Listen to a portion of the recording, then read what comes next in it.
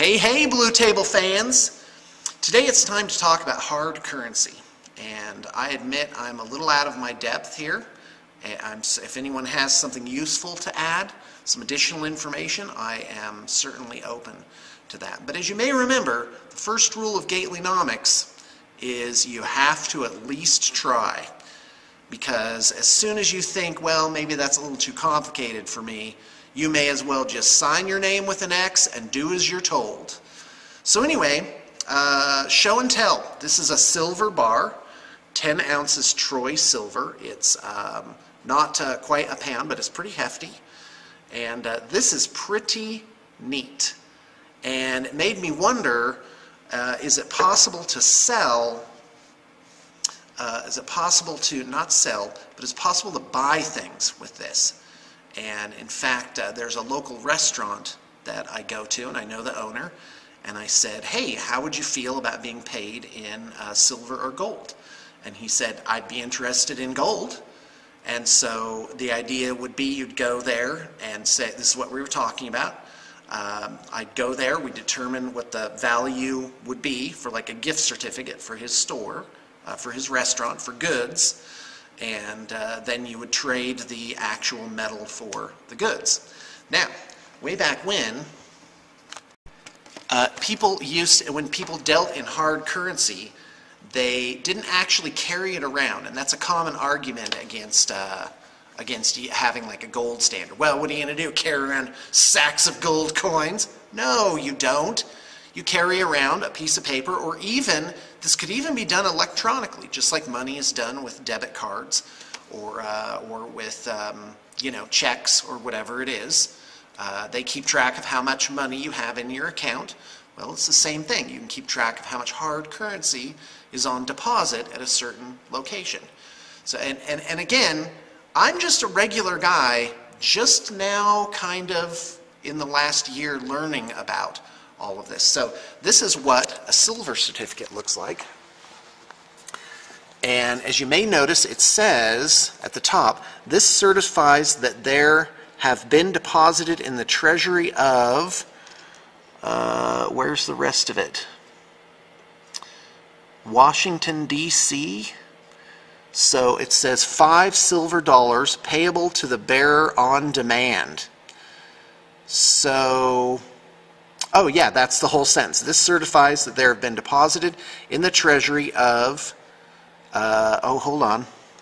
the United States of America, $5 silver payable to the bearer on demand. Now, let's look at a current U.S. dollar. Well, for one, it's smaller, but it doesn't say that there's anything on deposit. It says it's a Federal Reserve note, as you can see along the top. And it says this note is legal tender for all debts, public and private. So, if I have my facts straight, and I'm interested in, well, how things actually work, my understanding is this is backed by what are called legal tender laws, which mean you have to accept this for your goods and for debts. So it's backed by, this is not, you can't go get some silver for this. You can't go get some gold for that. It's backed by this. A law that says take it and like it. And it's backed by a jail cell.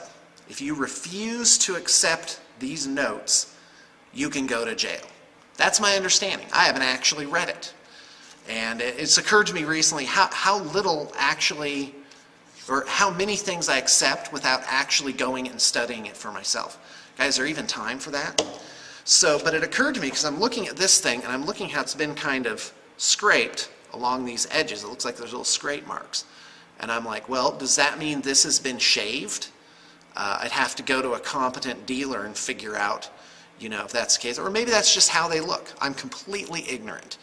But if you shave this, obviously that is not right because you decrease the value of this item. It says this on the front, but it's actually only worth that.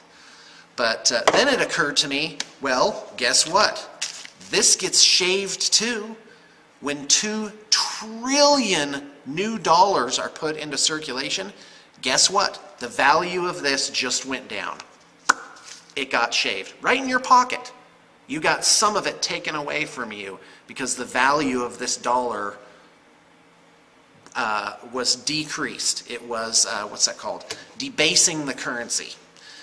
And so to me, true or not, whether I have my facts straight or not, it seems to me that a rational person who uses money and needs money for things should be interested in this sort of information.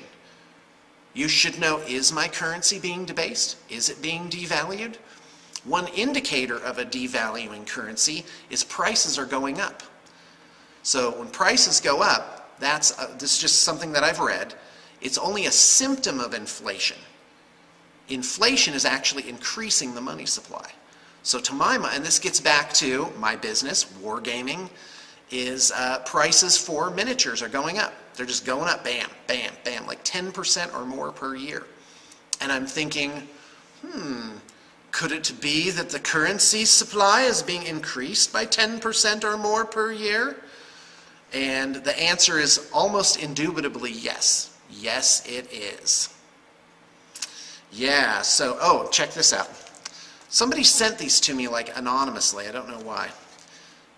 $100 trillion note from the Bank of Zimbabwe. And last I knew, this would buy you like 3 eggs. So, yeah, so I'm a trillionaire, but it doesn't really buy anything. It's not useful. So, oh, and guess who printed these? The Reserve Bank of Zimbabwe. And on the front it says, I promise to pay the bearer on demand $10 trillion. I'm a trillionaire! And I'm thinking, you know what? This is an extreme, but there's a range. There's a range between your currency being completely stable, like it doesn't, the value of it doesn't go up or down, ever, not even to the slightest amount. A perfectly stable currency. And then there's this on the other spectrum, where they actually can't crank out enough of these bills. And literally, this at least is backed by the paper that it's printed on. It's because the paper has value. You could write some notes on it. You could burn it in a fire for heat, like in the, the Weimar Republic or whatever it was. And again, I'm kind of ignorant on that. I don't know exactly what it is all about, except some country had like rampant inflation. So this is at least backed by paper, but if it's in people's bank accounts, and all you got to do is go tick, tick, tick, tick, tick, tick, tick, and add numbers, then it's backed by nothing. It's backed by little electrons. That's just outstanding. I read another thing where, I think it was India, that at some point the rupee, the coin, or whatever it was, I don't know, I'm just going to say that. But the coin was made out of steel. But the currency had been devalued so much that the steel in the coin was worth more than the face value of the coin, which is called meltdown value. But of course, the citizens of a country can't be allowed to melt down their currency and protect themselves from overprinting of money. That's where you get laws saying, well, you can't deface the currency.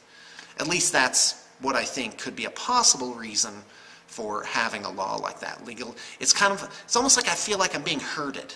I'm being herded into using dollars, or I'm being forced to kind of think of things in a certain way, or only one narrative is being presented, and it's kind of just like bam, bam, bam, and it's being repeated.